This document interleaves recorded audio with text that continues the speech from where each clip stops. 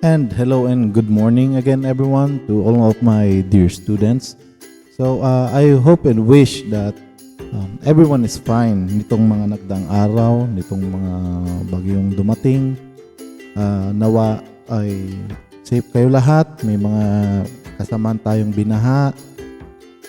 Medyo nahirapan. Mga nag-message kay Sir Leo. So, that was all noted, okay? So moving forward, likewise, because I want to make sure that you're also having a good time while studying here at SIA, okay? So anyway, for this one, so I am aware that last topic on our module 2 or activity 2, medyo nabugbog kayo doon. So for this one, bawi ako sa inyo. I have good news for you. This lesson wouldn't take that long. Okay, all right. So meron lamang tayong activity sa huli. And all you need to do is to take note of that, okay, later. So I will discuss that. Anyway, welcome and thank you again for tuning in, for participating on our Module 3 video discussion here on Servitech Institute Asia, okay? So as you can see in here, the title of our topic for today is Minerals and its Importance to the Society or to Society, okay? So, sir, bakit natin kailangan pag-usapan or i-tackle yung mga ganyang matter? Okay. That is really important because it is a must for us to identify the minerals and what are their uses. And like was described, okay, for at most, ma-describe man laang kung paano ba minimina yung ating mga ore minerals at kung paano sila pinaprocess for human consumption. Alright? So, let us proceed with the introduction to our lesson. Okay. So, ore minerals or industrial minerals are the gems, okay, are the classifications of minerals that have been giving people in the community and an ending list of benefits. Okay, so I want to reiterate, ore minerals such as bauxite, rutile, and hematite, and chalcopyrite are sources of our most important metals. So long story short, most of our metals ini-in-earth or ina-unearth po yan ng ating mga miners, ng mga mining industry for to be able to sustain such as materials for let's say building materials, for lightweight heavy materials katulad ng mga aluminum, katulad ng mga ating mga carbon fiber na ginagamit natin sa aeronautics. So, marami, napaka-broad ng sakop ng study and scope about metals and other non-metals, especially with this kind of minerals, okay? Well, on the other hand, yung mga tinatawag nating clays, gypsum, potash, mica or mica, calcium carbonate, yung talc or talcum powder, makikita nyo yan sa mga pulbo.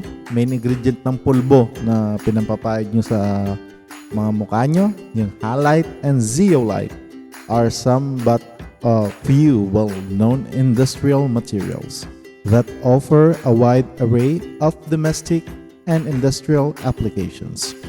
Okay, so yung mga sinasabi naman nating industrial minerals, they are being defined as rocks or resources from the earth that are utilized because of their physical and chemical characteristics. Okay, and not because, okay, of their metal content and which are energy sources. Katulad ng mga clays, gypsum, etc. Yun yung mga tinatawag nating mga mineral ore or mined ore. Sila yung mga ginagamit nung panahon bilang sources of fuel. Okay. Well, so much for that. Moving forward to what we call gems. Gems, on the other hand, are like diamond. Okay. So, medyo glassy siya, para siyang diamond. It comes in a crystalline form also. And corundum varieties, katulad ng ruby and sapphire. Yan, di ba? Madalas niyong maririnig yung mga gemstones na yan. Okay. And beryl varieties, katulad naman ng emerald, aquamarine, at kunzite. Okay. So, take note, si ruby and sapphire of the same classification siya. Si emerald naman, aquamarine, and kunzite, pareho din naman ang classification niya. Okay? And many other semi-precious gems are being unearthed and valued for their sparkle. Meaning ng unearthed, ito ay minimina galing sa kaloob-looban ng crust ng earth, di ba? For their sparkle and beauty and its contributions to jewelry and cosmetics and also for medicine. Okay. So, presented on the table below sa ating mga sheets, makikita nyo dyan, yan, yung mga lista ng mga important minerals to the society now.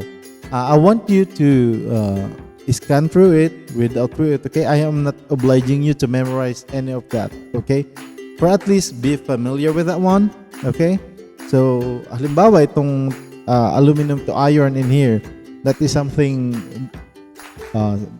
very self-explanatory in a sense, okay?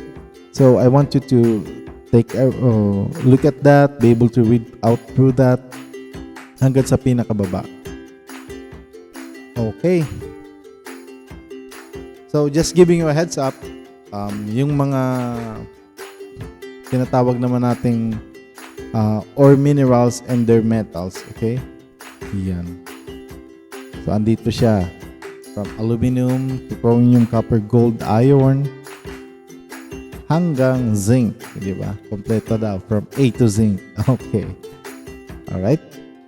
So, that is for reference purposes only, okay? But on the table 3, we could also see some images which are illustrations. So, the purpose of this is to visually give you an idea. What do these things look like? Alright. So, ayan, yung aluminum, gypsum, ruby. You can scan all throughout that, okay? You have all your resources in there. Okay? And so, as promised with this one, so, let us, let us take a look at our summary now for today.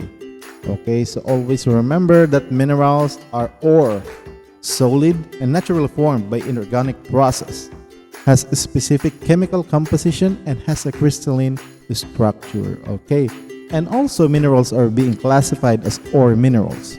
Industrial minerals and gems are the classification of minerals, di ba? Tandaan na ang ore is a non-renewable resource.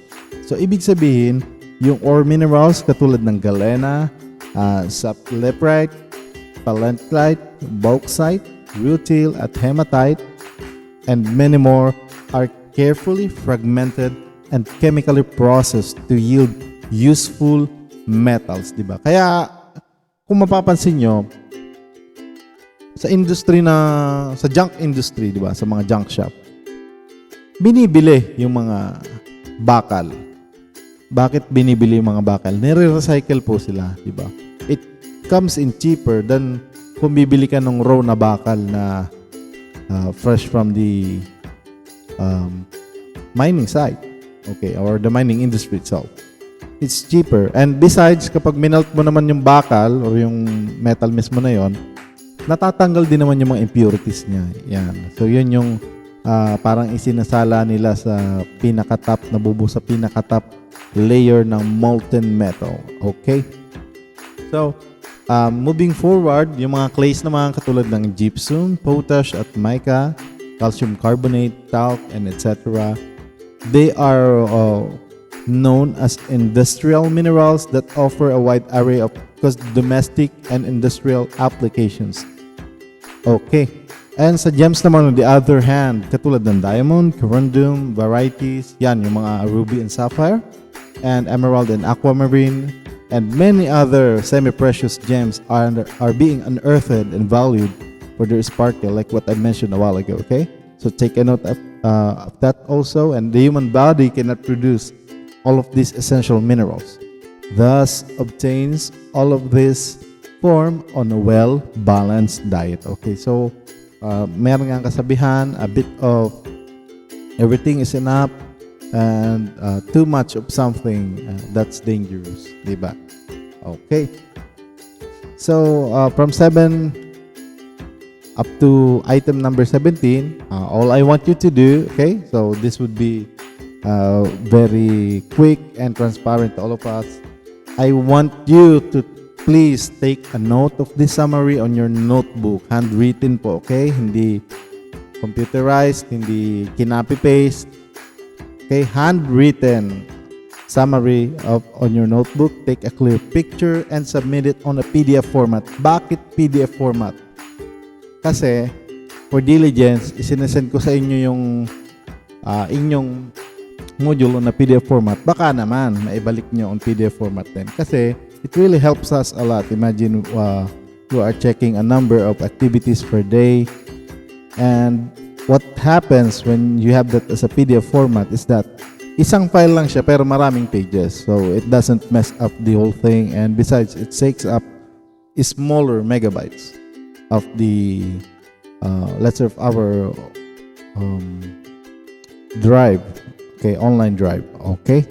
So much for that. I do expect your notes on or before Saturday.